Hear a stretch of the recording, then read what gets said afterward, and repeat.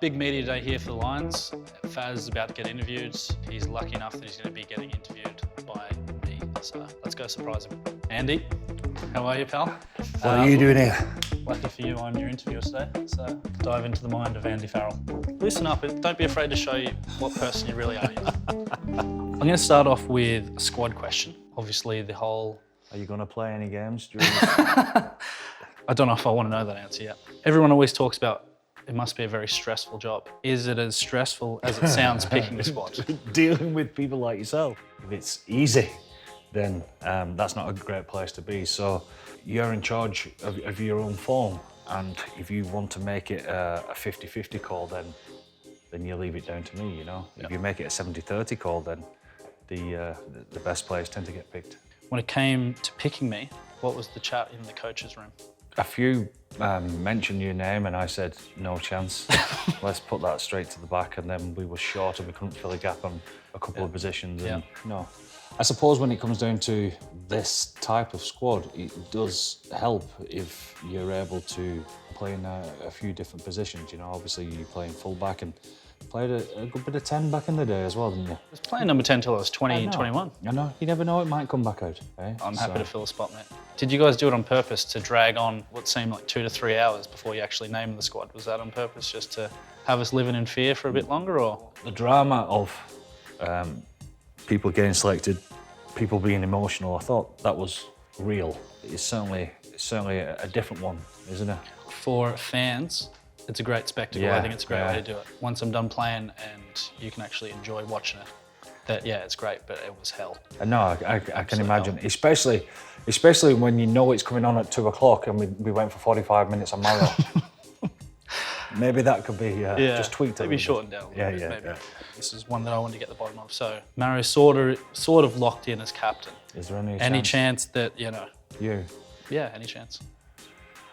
You could be captain of a few things, but it won't be a rugby team. Oh, you know there's no chance. What have we got here? Some Aussie chat now, apparently. Have you seen tattoos like this before in Australia? Everyone's got the same, yeah. Aye? Everyone. Yeah. And now I've got the mullet and the moustache. I used to think that you was a one-off and you were just being yourself. And I went to Australia. There's thousands of you just walking around. I got them all over here. I didn't know what everyone was doing. I've brought it over here. Yeah. I'm obviously a proud Irishman now, born in Australia. Yeah. You're just saying you've been to Australia a few times. You're excited to get over there and enjoy the experience. You're going to stay on afterwards. What are your plans? No, I'm not actually. Oasis are on 16th and 17th in Dublin. Fair. Yeah, I'll go away. So, do you know what I want to do actually? I'm going to spend a few days around Ireland. You've done that, have you? Around Ireland. Yep. I think I'm going to do little haunts around the country as well. Get down to Kinsale, Bullman's pub. Savage. Looking over the water. If you get there on a nice day, I'm telling you, you'd love it down there. So you've toured in Australia with the Lions 2013. Yeah. What experiences from that are you going to implement into this? I mean, it's a beautiful country. For the experience of a tour inside itself, says it all because of the stadia, the facilities and all of that. But for the fans, what a place to go on tour. I mean, was you around in 2013? I've actually got a photo with Manu Tuolangi from that. How old was you then? 15. I was too shy to say anything. My dad was like, oh, Manu, would you mind getting... So me and my brother have a photo with him. He's a great fella. Yeah, he's a gent. Yeah. I was at the game when the Brumbies beat him. I'd watched tours and stuff like that, but that's when I properly fell in love with the Lions thing. I thought it was the coolest thing ever. Yeah. You just never see anything like it. No, I grew up watching all those type of tours. It's amazing that it still exists. When we get to the point of the tour itself, you watch, it'll be 2013, but with bells and whistles on it, because I remember the first test at Brisbane in 2013. I was going to go out and the security said, don't go out there. You've no chance, don't go out there. I said, why? He said, just have a look out of the window there. And it was just tens of thousands in the city centre. And it just epitomises everything that you would hope rugby could be, you know? Yeah. Just because of the sheer volume and excitement and the build-up to it, you know? And it's just a fantastic celebration of rugby. Yeah, as you said, like everyone comes over and takes over. Like I can still hear that Lions chant ringing from me from 12 years ago. Yeah, well, hopefully they're shouting at you this time. Hopefully, fingers crossed. Well, according to my research here, actually, right? So, I bet you've done some. as a player, You haven't actually won a series against Australia in league. I've won multiple times against Australia, so if you need tips, feel free. You've never won a series against Australia. I've won multiple times against Australia as well, so do your research properly. I've won multiple times, but never won a series. You tell me a series that you've won. I've won a series. Well, we've played them twice, so technically, yeah, it'll count as a series. 2018, we went to Australia, Ireland. We won a series, but you're right, I was coaching then. Each of their own. Speaking of the league, right, how hard did you find the switch from Well, league to it was very difficult for myself because being a loose forward, there's no chance coming in cold. The position didn't suit me. I actually don't think there is was a position for me in rugby union. Different when you're an outside back, you know, or even a genuine centre in rugby league coming into rugby union. It's completely different making it in the forwards. So let's move on to the jersey. It's a good job you didn't drop it. Look at that. What do you think of it? I think it's class. It's iconic, isn't it? Yeah. Canterbury's done a fantastic job. I think That emblem's... the simplicity of it, the badge. That's all it is. Like the red colour just, Yeah. just stands out, doesn't it? It does, and keeping it simple, but yet the details there. I think they've done a great job. It's on sale now at all Canterbury outlets as well. So, how does it feel to be able to give players the chance to wear this? You know, for us, there's obviously a lot of pride in it.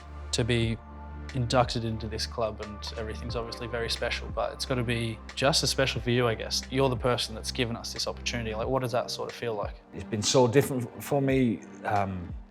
Building a team from scratch, you know, they get told you're the head coach, and then off you go. You can build it from there. So, not just with the players, I had some unbelievable conversations with the staff, because it's the same for absolutely everyone that's coming on tour. They're all the best of the best in their field, and their dreams are just as big as the players.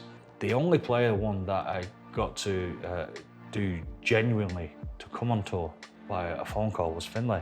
I made the phone call to say, how's the body? Are you still good to go for Argentina? He says, yeah, I'm all good. I said, well, you're in for Argentina, but not just that. You're selected for the main group, for the squad. You're going to Australia, mate.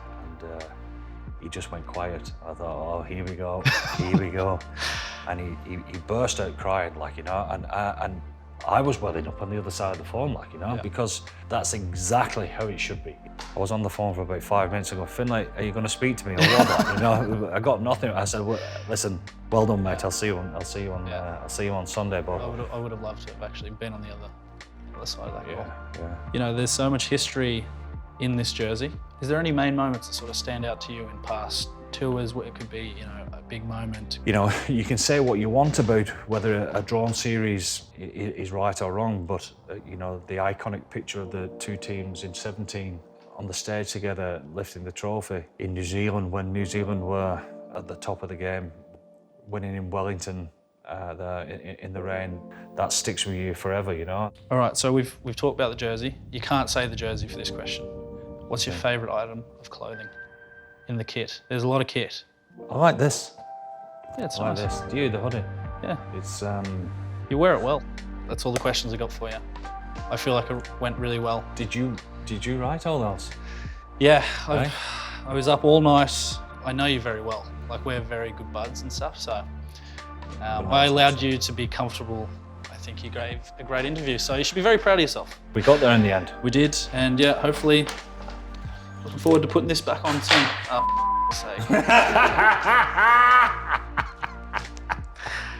That's a good way to end it, surely. We're all done there. Well done, mate. You did well.